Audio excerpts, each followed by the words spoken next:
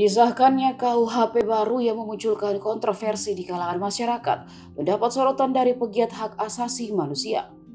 Bahkan undang-undang baru itu dinilai tidak jauh berbeda dengan dilakukan dulu oleh Presiden RI kedua, yakni Soeharto.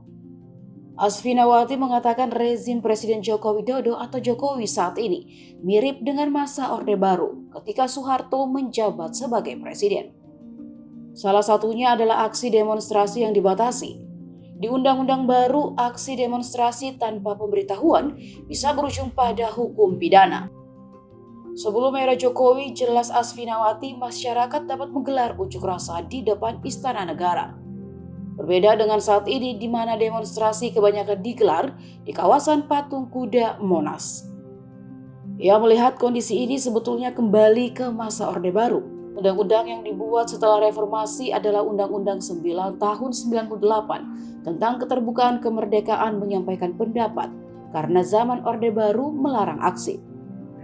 Orang yang melakukan aksi pada masa Orde Baru semuanya ditangkap, dipukuli, dijadikan tersangka, dipidana persis seperti sekarang. Lanjut mantan Ketua Umum Yayasan Lembaga Bantuan Hukum Indonesia atau YLBHI ini.